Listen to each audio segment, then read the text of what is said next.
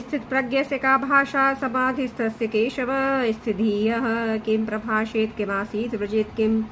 अर्जुन बोले, हे केशव, परमात्मा को प्राप्त हुए स्थिर बुद्धि वाले पुरुष के क्या लक्षण हैं? वह कैसे बोलता है और कैसे बैठता है और कैसे चलता है? श्री भगवान उवाच प्रजहाति यदा कामान सर्वान् पार्थ मनोगतान् आत्मन्यवात्मना तुष्टः परिस्थित प्रज्ञस्तदोच्यते। श्री भगवान बोले, हे अर्जुन, जब मनुष्य कामनाओं को भली भांति त्याग कर आत्मा में ही संतुष्ट रहता है, उस काल में ही स्थित प्रज्ञ कहा जाता है। दुःखेष्वनुद्विग्नमनाः सुखेषु विगतस्पृहा वीतराग भय क्रोध स्थिते धीर मुनिरुच्यते। दुखों की प्राप्ति होने पर जिसके मन में उद्वेग नहीं होता और सुखों की प्राप्ति में जो सर्वथा निःस्पृह होता है तथा जिसके राग और भय और क्रोध नष्ट हो गए हैं, ऐसा मनुष्य स्थिर बुद्धि वाला कहा जाता है। यह सर्वात्रानभिष्णेस्तत्प्राप्य शुभाशुभम नाभिनंदति न द्वेष्टि तस्य प्रज्ञा प्रतिष्ठिता। जो पुरुष लालसा रहित है और शुभ या अशुभ वस्तु प्राप्त होने पर न प्रसन्न होता है न द्वेष रखता है, अर्थात शुभ वस्तु प्राप्त हो तो उस पर प्रसन्न नहीं होता और अशुभ वस्तु प्राप्त हो तो द्वेष नहीं करता, वही बुद्धि स्थिर मानी जाती है। यदा संहरते चायं कुर्मो अंगानि विद सर्वशः इंद्रियाणि इंद्रियार्थेभ्यस्तस्य प्रज्ञा प्रतिष्ठिता। जैसे कछुआ अपने सभी अंगों को समेट लेता है, वैसे ही जब वह पुरुष विषयों से इंद्रियों को हटा लेता है तब उसकी बुद्धि स्थिर है, ऐसा समझना चाहिए। अर्थात इंद्रियां होते हुए भी आपको इंद्रियों में तल्लीन नहीं होना है, अर्थात इंद्रियों के होते हुए भी इंद्रियों के रहित बनना है, आसक्ति नहीं होना है। विषया निवर्तन्ते निराहारस्य देहिने रसवज रसोऽपस्य परम दृष्ट्वा निवर्तते।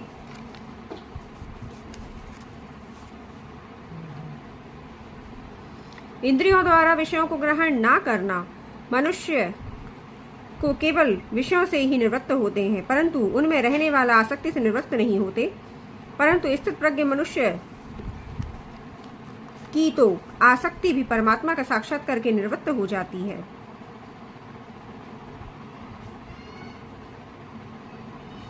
यततो हि अपि कौन्ते पुरुषस्य विपश्चितः इंद्रियाणि प्रमाथीनि हरन्ति प्रसभं मनः।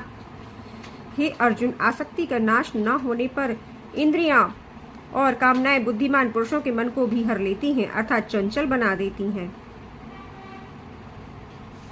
तानि सर्वाणि संभ्य युक्त आसीत् मत्परः वशे हि यस्येन्द्रियाणि तस्य प्रज्ञा प्रतिष्ठिता। इसलिए साधक को चाहिए कि वह उन संपूर्ण इंद्रियों को वश में करके मेरे ध्यान में बैठे।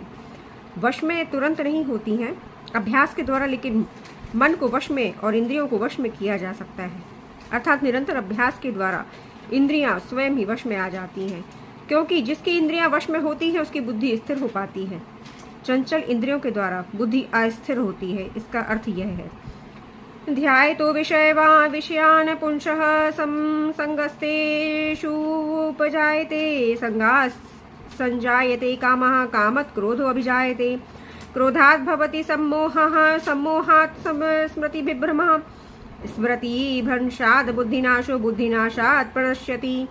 ये बहुत महत्वपूर्ण है मित्रों। अब सुनिए, हे अर्जुन, विषयों का चिंतन करने से आसक्ति से कामना और कामना पूरी न होने पर क्रोध उत्पन्न होता है।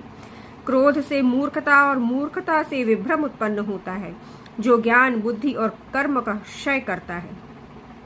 अर्थात अगर आपने किसी विषय का चिंतन किया, कोई इच्छा की, वह आसक्ति है आपकी, और आसक्ति से आपने बुद्धि ने विषयों का चिंतन किया, मन ने कामना की, कामना पूरी ना होने पर क्रोध उत्पन्न हो गया, और क्रोध आने से क्या होगा, हम जो भी कार्य करेंगे वह मूर्खता पूर्ण होगा, और मूर्खता से विभ्रम उत्पन्न होगा, अर्थात वह हमारी बुद्धि और कर्म का नाश कर देगा। राग द्वेष वियुक्तस्तु विषयान् इंद्रियश्चरन् आत्मवश्यैर्विधेयात्मा प्रसाद मद गच्छति। परंतु मन को वश में न रखने वाला साधक अपने वश में हुई राग और द्वेष से रहित इंद्रियों द्वारा विषयों में विचरण करते हुए भी अंतःकरण की प्रसन्नता को प्राप्त करना है। मन को वश में न रखने वाला साधक अपने वश में की हुई परंतु मन को वश में रखने वाला साधक अपने वश में की हुई राग और द्वेष से रहित इंद्रियों द्वारा विषयों में विचरण करते हुए भी अंतःकरण की प्रसन्नता को प्राप्त करना है। अर्थात जिनकी इंद्रियां और जिनका मन उनके वश में है वे प्रसन्नता को प्राप्त करते हैं और राग और द्वेष अर्थात आसक्ति से और घृणा से द्वेष से रहित होते हैं। प्रसादे सर्व दुखानां हानिरस्योपजायते प्रसन्न चेतसो ह्यांशु बुद्धि पर्यवतिष्ठते। अंतःकरण की प्रसन्नता से सभी दुखों का नाश हो जाता है और उस प्रसन्न चित्त कर्म योगी की बुद्धि सब ओर से हटकर परमात्मा में ही स्थिर हो जाती है। जब आप सभी जगह से अपनी इंद्रियों को समेट लेंगे कछुए की भांति, तभी आपका अंतःकरण पवित्र होगा और सभी दुखों का नाश हो जाएगा और प्रसन्न चित्त कर्म योगी की बुद्धि सब ओर से हटकर परमात्मा में ही स्थिर हो जाती है। नास्ति बुद्धिरस्ति युक्तस्य न चायुक्तस्य भावना न चाभाववैतः शांतिरशान्तस्य कुतः सुखम। ना जीते हुए मन और इंद्रियों वाले मनुष्यों में ना तो दृढ़ता होती है और ना ही भावनाहीन मनुष्य को शांति नहीं मिलती और शांति रहित मनुष्य को सुख मोक्ष कैसे मिल सकता है। यहाँ परम सुख की बात हो रही है कि जिसने अपने मन को नहीं जीता और इंद्रियों को भी नहीं जीता है उसमें दृढ़ता नहीं होगी और ना ही कोई भावना होगी।